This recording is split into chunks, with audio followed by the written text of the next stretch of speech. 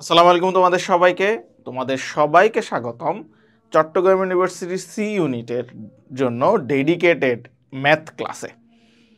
তোমরা জেনে থাকবা যে আমরা গত মাস থেকেই তোমাদের চট্টগ্রাম ইউনিভার্সিটির সি ইউনিটের জন্য বিশেষ কিছু ক্লাস দিচ্ছি, যাতে করে তোমরা চট্টগ্রাম ইউনিভার্সিটির সি ইউনিটে ভালো মতো প্রিপারেশন নিতে পারো এবং তোমার আলটিমেট ডেস্টিনেশনে তুমি ইজিলি পৌঁছাতে পারো। সো আজকে সেই সুবাদে আমরা আরও কিছু ম্যাথ দেখব।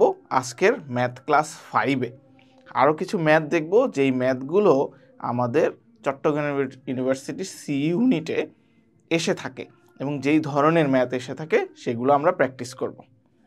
তার আগে তোমরা কি জানো কি না, তার আগে বলতে চাই যে তোমাদের ইংলিশের জন্য ডেডিকেটেড ক্লাস দেওয়া হচ্ছে আমাদের ইউটিউব চ্যানেলে, এবং অ্যানালাইটিক্যাল অ্যাবিলিটি, লজিক্যাল রিজনিং এই রিলেটেড ক্লাসও কিন্তু আমাদের ইউটিউব চ্যানেলে অলরেডি দেওয়া আছে। সো তোমরা কিন্তু সেই ক্লাসগুলো দেখে নিবা, অবশ্যই আমি ডিসক্রিপশনে সেই লিঙ্কগুলো দিয়ে দিব। ওকে, সো চলো কথা না বাড়িয়ে শুরু করি আজকের ক্লাস। সবাই একটু খেয়াল করো, দেখো আজকে প্রথম ম্যাথটা একটু খেয়াল করো। দেখো এই ধরনের ম্যাথ হুবহু চলে আসে চট্টগ্রাম ইউনিভার্সিটি সি ইউনিটে। গত বছরে আমরা কিন্তু এই ধরনের প্রশ্ন দেখেছি। সবাই একটু খেয়াল করো, দেখো what is the lowest possible integer. খেয়াল করো, দেখো তোমাকে বলতেছে what is the lowest possible integer, মানে লোয়েস্ট পসিবল ইন্টিজার বলতে আমরা কি বোঝাচ্ছি এখানে। যদিও তোমাদের চট্টগ্রাম ইউনিভার্সিটি সি ইউনিটের সার্কুলার অনুযায়ী বাংলা দেয়া থাকবে, তারপরও বলতেছি লোয়েস্ট পসিবল ইন্টিজার মানে ছোট, লোয়েস্ট পজিটিভ ইন্টিজার মানে সবচেয়ে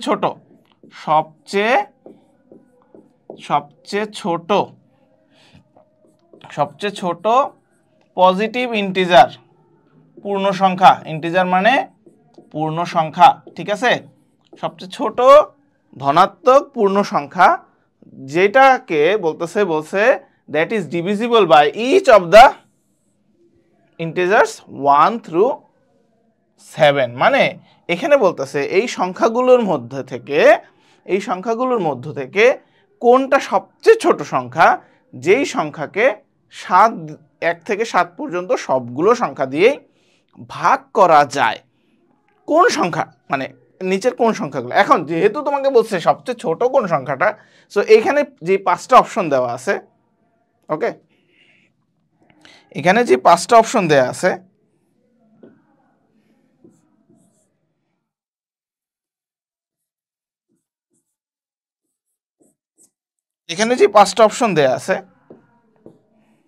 এই 5টা অপশন থেকে সবচেয়ে ছোট যে সংখ্যাটা সেই সংখ্যাটাকে আমরা টার্গেট করব। আমরা দেখব যে সেই সংখ্যা 1 থেকে 7 সবগুলো সংখ্যা দ্বারা ভাগ যায় কি না। তাহলে দেখো 420কে আমরা তো 1 দিয়ে ডিভিজিবল করতে পারি, এটা তো সবাই জানে, ঠিক না? ডিভিজিবল করতে পারি, ঠিক আছে, 720কে। আবার 720কে আমরা কিন্তু কি 2 দিয়েও আমরা ভাগ করতে পারি, কারণ এটা একটা জোড় সংখ্যা। এখন 720কে 3 দিয়ে ভাগ করতে পারি কিনা, 3 দিয়ে আমরা ভাগ করতে পারি কিনা, তাহলে আমরা কি করব, 720 ডিভাইডেড বাই 3 দিব। 4-এর ভিতরে একবার যাচ্ছে, 1 বাকি থাকতেছে 4 0। হ্যাঁ, আমরা জানি 3 14 42, সো 140 3 দিয়ে ডিভিজিবল হয়। আবার দেখো 720কে 4 দিয়ে ডিভিজিবল করা যায় কিনা, তাহলে আমরা 420কে 4 দিয়ে ভাগ করার চেষ্টা করি। ওকে, 4-এর ভিতরে একবার যাচ্ছে, 2-এর ভিতরে যাচ্ছে না, নিয়ে নিলে 5। হ্যাঁ, 4 দিয়েও ভাগ যাচ্ছে, যেহেতু শেষে শূন্য আছে, তার মানে 5 দ্বারাও ডিভিজিবল। আর যেহেতু 3 আর 2 দ্বারা ডিভিজিবল, তার মানে এই সংখ্যাটা 6 দ্বারাও ডিভিজিবল। তার মানে 420 6 দ্বারাও ডিভিজিবল। এবার আসতেছে 420 কি 7 দ্বারা ডিভিজিবল কিনা। 420 7 দ্বারা ডিভিজিবল কিনা? হ্যাঁ, আমরা জানি 420কে 7 দিয়ে আমরা ভাগ করতে পারি, কারণ জানি 6 7 42। তার মানে এই সংখ্যাটাই হচ্ছে 1 থেকে 7 সবগুলো সংখ্যা দ্বারাই ভাগ যায়, এবং এই সংখ্যাটাই হচ্ছে নিচের সংখ্যাগুলোর থেকে সবচেয়ে ছোট। তো আমরা যেহেতু ছোটটা টার্গেট করছি, এটাকেই 7টি সংখ্যা দ্বারাই ভাগ করা যায়। তার মানে আমার উত্তর এইটাই, আমার বাকি অপশনগুলো টেস্ট করার কোনো দরকার নাই। তো তোমার পরীক্ষায় কিন্তু এই ধরনের ম্যাথ চলে আসবে যে নিচের কোন সংখ্যাটি এত এত সংখ্যা দ্বারা ডিভিজিবল। তো সেটার জন্য তুমি কি করবা? ডিভিজিবিলিটি রুলগুলো পড়তে হবে। তোমার ডিভিজিবিলিটি রুল পড়তে হবে, ঠিক আছে? এই ডিভিজিবিলিটি রুলগুলো তোমার পড়ে নিতে হবে। 1 থেকে 10 পর্যন্ত সংখ্যার ডিভিজিবিলিটি রুলগুলো পড়ে নিতে হবে। তোমার যদি এইটা সম্পর্কে কোনো ধারণা না থাকে, এই ডিভিজিবিলিটি রুল আমাদের চ্যানেলে তোমরা সার্চ করে দিবা, আমি হচ্ছে লিঙ্কটা ডিসক্রিপশনে দিয়ে দিব, তোমরা এই ক্লাসটা করে নিবা, ঠিক আছে? সবাই এই ডিভিজিবিলিটি রুলের ক্লাসটা করে নিবা, 1 থেকে 10 পর্যন্ত শিখে রাখতে হবে। ওকে, সো এই ম্যাথটা ক্লিয়ার। আমি কিন্তু আবার বলতেছি, আজকে যদি তোমাদেরকে যে কয়টা ম্যাথই করায়, আমি কিন্তু হচ্ছে ধরন বুঝে তোমাদেরকে ম্যাথ করাচ্ছি। এই রিলেটেড ম্যাথগুলো কিন্তু তোমাদের করতে হবে। তোমার কাছে যে বই আছে, মেন্টরস কিউ ব্যাংক থাকুক, সাইফুডস ম্যাথ বই থাকুক, যেই বইই থাকুক তোমার ম্যাথের, তুমি সেখান থেকে এই ধরনের ম্যাথ কিন্তু বেশি বেশি করে যাবা, কারণ এই ধরনের ম্যাথগুলোই পরীক্ষায় বেশিরভাগ এসে থাকে। এবার দেখবো, খেয়াল করো, দেখো লাস্ট ক্লাসে কিন্তু আমরা প্রাইম নাম্বার নিয়ে আলোচনা করেছিলাম, ঠিক না? খেয়াল করে দেখো, এখানে প্রশ্ন একটা আছে, এরকম প্রশ্ন আসতে পারে যে the sum of prime numbers, সাম মানে যোগফল, ঠিক আছে? সাম মানে হচ্ছে যোগফল, সাম অফ প্রাইম নাম্বারস মানে কি জানো তো? প্রাইম নাম্বারস মানে হচ্ছে মৌলিক সংখ্যা।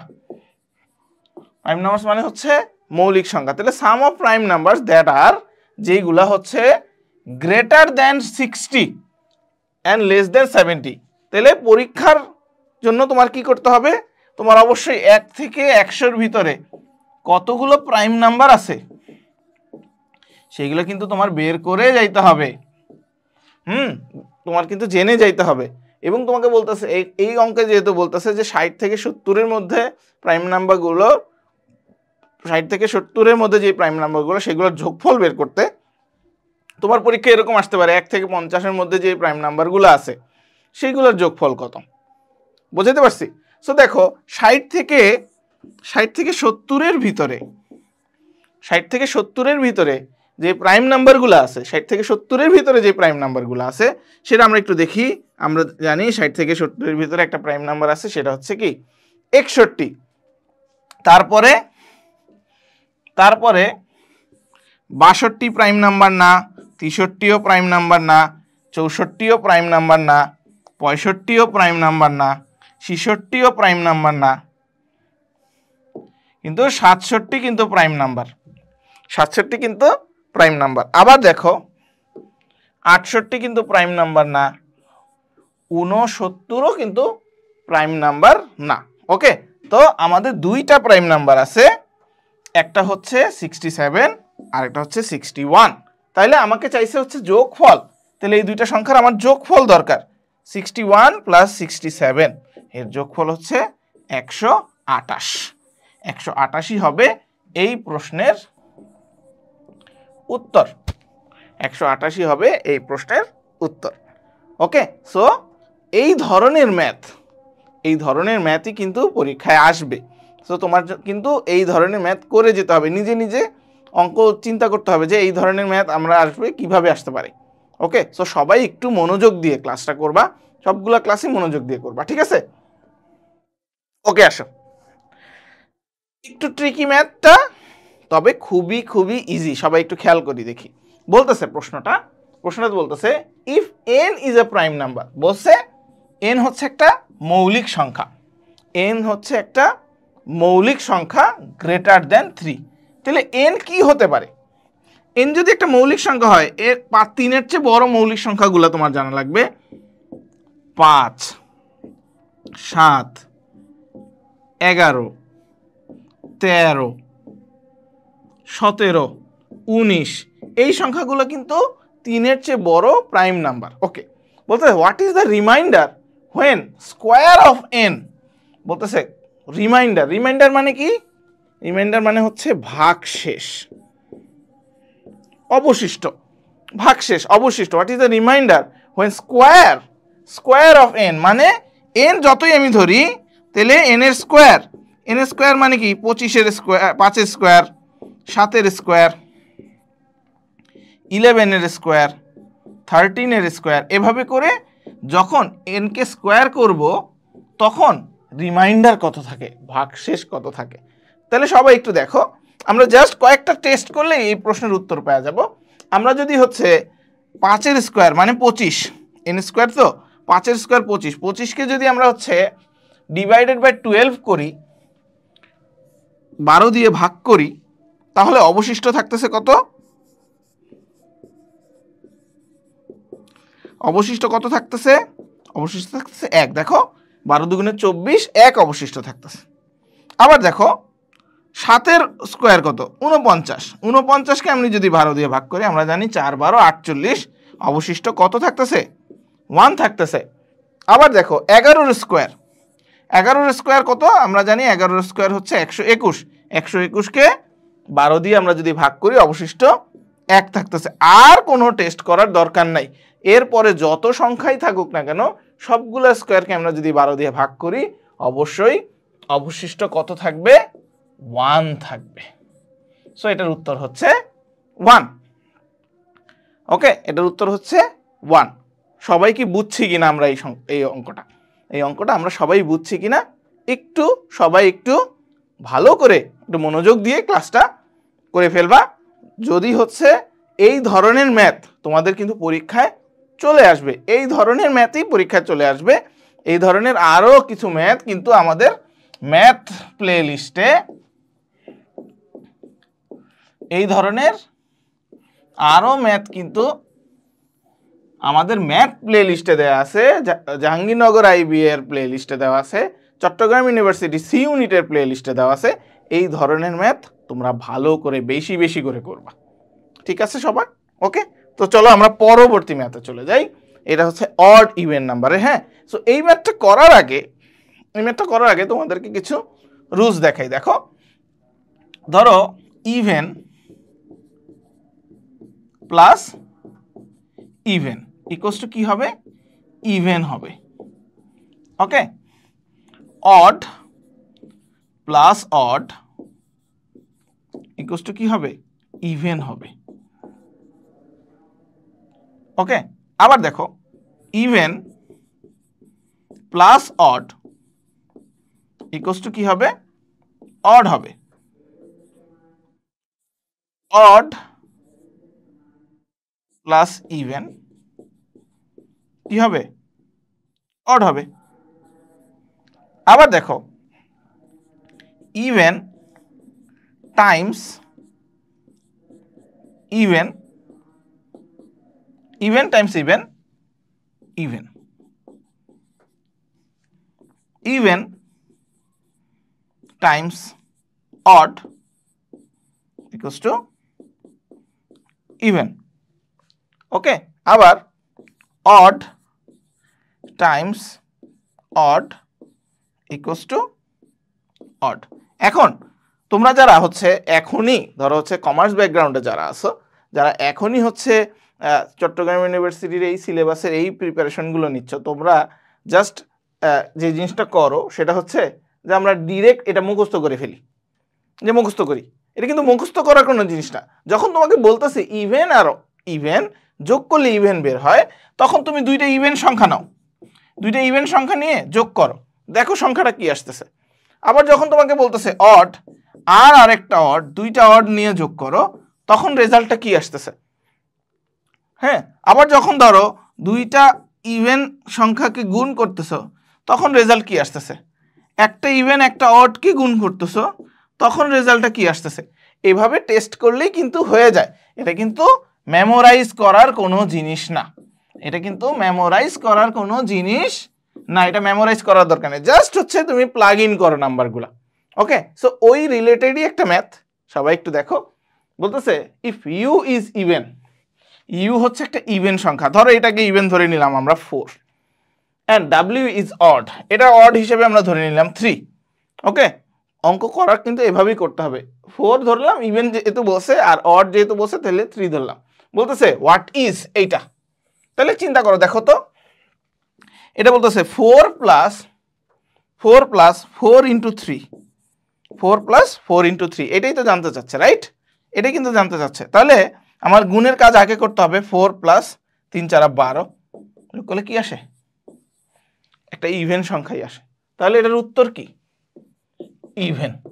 এখন তুমি যদি হচ্ছে জাস্ট এই রুলসে থাকতা যে even plus even times odd, even, হ্যাঁ, যোগ ইভেন প্লাস ইভেন, হ্যাঁ, তখন কিন্তু তুমি একটু কনফিউজ হয়ে যাও। অথবা এই ইকুয়েশনটা যখন আরেকটু বড় দেয় তখন হচ্ছে আরেকটু সমস্যা হয়ে যায়। সো তুমি নাম্বার অ্যাজিউম করে নিবা, নাম্বার অ্যাজিউম করে এই ম্যাথগুলো করবা। ওকে, তাহলে বোঝা গেছে এই ম্যাথটা? সবাই বুঝতে পারছি এই ম্যাথটা? ওকে, চলে যাচ্ছি পরের ম্যাথটাতে। খেয়াল করে দেখো, হাউ মেনি ইন্টিগ্রাল ডিভাইজার্স, খেয়াল করে দেখো, হাউ মেনি ইন্টিগ্রাল ডিভাইজার্স। ইন্টিগ্রাল ডিভাইজার্স মানে হচ্ছে আলাদা আলাদা আলাদা ডিভাইজার, ভাজক। আচ্ছা, হ্যাঁ, একটু আগে শিখলাম কি? একটু আগে শিখলাম হচ্ছে রিমাইন্ডার। রিমাইন্ডার মানে হচ্ছে ভাগশেষ, ঠিক না? এখন শিখলাম ডিভাইজার। ডিভাইজার ইকুয়ালস টু কি? ভাজক। ওকে, তাহলে বলতেছে কতগুলো আলাদা আলাদা ডিভাইজার আছে, ভাজক আছে। Does the number 120 have? 120-এর কতগুলো ভিন্ন ভিন্ন ডিভাইজার আছে? কতগুলো ভিন্ন ভিন্ন ডিভাইজার আছে, এইটাই বের করতে হবে। এইটা বের করাটা খুবই মুশকিল, কারণ অনেক সময় দেখা যায় একটা না একটা কিছু মিস হয়ে যায়, তবে এটার একটা টেকনিক আছে। আমরা আগে এটাকে লসাগু করার চেষ্টা করি। ধরো ছোট ছোট করে ভাঙি, 2 দিয়ে কাটতেছি, 2 দিয়ে কাটতেছি, 3 দিয়ে কাটতেছি। এই তাহলে 120 ইকুয়ালস টু কত থাকতেছে? 2 টাইমস 2 টাইমস 2 টাইমস 3 টাইমস 5, ঠিক আছে? তার মানে এটা হচ্ছে এরকম থাকতেছে। ওকে, এটা হচ্ছে এরকম থাকতেছে।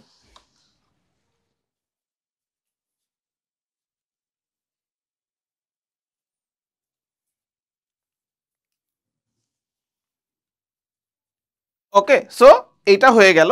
এখন আমাদের কি করতে হবে? এই যেই পাওয়ারগুলো আছে, এই সংখ্যাগুলোর পাওয়ারগুলো আছে, এই পাওয়ারগুলো নিয়ে কাজ করতে হবে। আমার কি করতে হবে? এটা ডিভাইজার বের হবে, এটার ইন্টিগ্রাল ডিভাইজার বের হবে। কিভাবে? ধরো যে পাওয়ার আমরা যে ফ্যাক্টরাইজেশন করলাম, এই সংখ্যাগুলোর ফ্যাক্টরাইজেশন করলাম, এই সংখ্যাগুলোর ফ্যাক্টরাইজেশনের যে পাওয়ারগুলো আছে সেই পাওয়ারগুলোকে সাথে 1 যোগ করব, সেই পাওয়ারগুলোর সাথে 1 যোগ করব। দেখো 3 আর 1 4, 1 আর 1 2, 1 আর 1 2। এখন এগুলো গুণ করলে 4 দুগুণে 8, 8 দুগুণে 16। তার মানে 120-এর 16টা ইন্টিগ্রাল ডিভাইজার আছে। 120-এর 16টা ইন্টিগ্রাল ডিভাইজার আছে। ওকে, বুঝতে পারছি সবাই এই ম্যাথটা বুঝতে পারছি? আজকের জন্য এই পর্যন্তই। সবাই ভালো থাকো, সবাই সুস্থ থাকো। সবার সাথে দেখা হবে ইনশাআল্লাহ পরবর্তী কোনো ক্লাসে। আল্লাহ হাফেজ।